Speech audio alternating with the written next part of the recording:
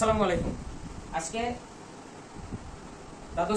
একাদশ দ্বাদশ শ্রেণীর তথ্য ও যোগাযোগ প্রযুক্তির তৃতীয় অধ্যায় সংখ্যা পদ্ধতি ও ডিজিটাল ডিভাইসের প্রথম অংশ 3.1 নিয়ে আলোচনা করব। তো আমি সাথে আছি আমি শেখ আমিনুল ইসলাম রোহিত প্র্যাকটিস হোমের প্রতিষ্ঠাতা এবং শিক্ষক। আর আজকের পাঠ পরিস্থিতি হচ্ছে তথ্য ও যোগাযোগ প্রযুক্তি বিষয়ে 3.1 অধ্যায় শিকনফল। সংখ্যা পদ্ধতির ইতিহাস সম্পর্কে জানতে পারবে, বিভিন্ন সংখ্যা সম্পর্কে জানতে পারবে, মানে সংজ্ঞা। এখন চলো ইতিহাস। প্রায় 5000 বছর আগে পৃথিবীর দুই জায়গায় লিখিত সংখ্যা পদ্ধতি পাওয়া যায়। এক সুমেরিয়ান বেবিলিয়ন যা 7 ভিত্তিক, দুই মিশরীয় যা 10 ভিত্তিক। বেবিলিয়ন সংখ্যার রেশ আমাদের মধ্যে এখনো আছে, যেমন মিনিট, ঘন্টা, রেডিয়ান কোণ এখনো আছে। বলতে রেডিয়ান কোণ, মিনিট, ঘন্টা, রেডিয়ান কোণ বলতে 60 ভিত্তিক। 60 ভিত্তিক হলে আমরা জানি যে 1 ঘন্টা সমান 60 মিনিট, এটা হচ্ছে 60 ভিত্তিক। আবার হচ্ছে 1 মিনিট সমান 60 সেকেন্ড, এটা হচ্ছে তোমার মিনিট বা ঘন্টার ক্ষেত্রে। রেডিয়ান কোণের ক্ষেত্রে কি π/2 এরকম চিহ্ন দিলে রেডিয়ান কোণ বোঝায়, যা তোমরা অবশ্যই গণিতে দেখে আসছো নবম দশম শ্রেণীতে। তো পরবর্তী স্লাইডে যাই। পরবর্তীতে আরো 3টি সভ্যতার সাথে নতুন সংখ্যা পদ্ধতি গড়ে ওঠে। 1 মায়ান যা 20 ভিত্তিক, 2 চীন যা 10 ভিত্তিক, 3 ভারতীয় যা 10 ভিত্তিক। তো মায়ান সংখ্যা পদ্ধতি কয় ভিত্তিক? 20 ভিত্তিক। এটা তোমাদের এমসিকিউ এ কাজে লাগবে। চীন এবং ভারতীয় 10 ভিত্তিক। সুমেরিয়ান, বেবিলিয়ান, মায়ান, ভারতীয় সংখ্যা পদ্ধতিতে স্থানীয় মান ছিল। স্থানীয় মান কোনগুলো? ছোটবেলা দেখবা যে এরকম একটা সংখ্যা দিত, ধরো 14।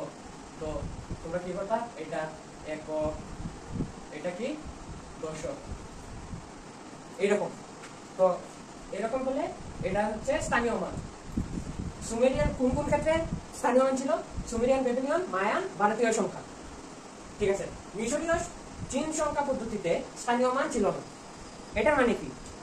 যদি ধরো একটা আছে 104, কথার কথা আমি এটা ধরলাম, যদি এটা ধরো মিশরীয় সংখ্যা পদ্ধতি হয়, এটার আলাদা মান, এটার আলাদা মান, এটার আলাদা মান, স্বতন্ত্র মান।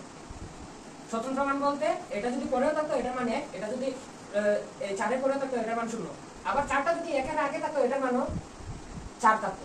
কিন্তু যদি আমরা স্থানীয় মান যদি বিবেচনা করি তাহলে কি হবে? এটা হবে একক, এককের ক্ষেত্রে 4, এটা দশক, দশকের ক্ষেত্রে 00, এটা শতক, শতকের ক্ষেত্রে কি হবে? 100। এখানে কিন্তু স্থানের একটা সম্পর্ক আছে, যা অবশ্যই তোমাদেরকে জানতে হবে। পরবর্তীতে আমরা এটা ডিটেইলসে আলোচনা করব। 2500 বছর আগে গ্রিকরা বেবিলিয়ান ও মিশরীয় সংখ্যার উপর ভিত্তি করে 10 ভিত্তিক সংখ্যা পদ্ধতি গড়ে তোলে। পরবর্তীতে রোমানদের হাতে গ্রিকদের পতন হলে রোমান সংখ্যা পদ্ধতি চালু হয়। এরপর থেকে সংখ্যা পদ্ধতির বিকাশ থেমে যায়। এখন 2500 বছর আগে, এটা তোমাদের এমসিকিউর একটা তথ্য। পরবর্তীতে ইসলামী সভ্যতা বিকাশের পর আরবদের মাধ্যমে ভারতীয় সংখ্যা পদ্ধতি ইউরোপে ছড়িয়ে পড়ে। তৎকালীন সময়ে খ্রিস্টীয় শাসকরা, যারা খ্রিস্টীয় ধর্মাবলম্বী ছিল, তারা শূন্যকে শয়তানের রূপ বিবেচনা করত, এজন্য শূন্য ব্যবহার করা হয়নি।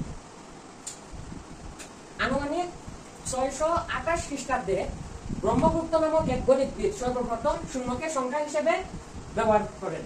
তিনি শূন্য হিসেবে সংখ্যার নিচে ডট চিহ্ন ব্যবহার করতেন। যেমন 1 সংখ্যার নিচে এরকম একটা ডট দিলে এটা বুঝাতো এটা শূন্য। এটা 8 সংখ্যার নিচে এরকম ডট দিলে এটা বুঝাতো শূন্য।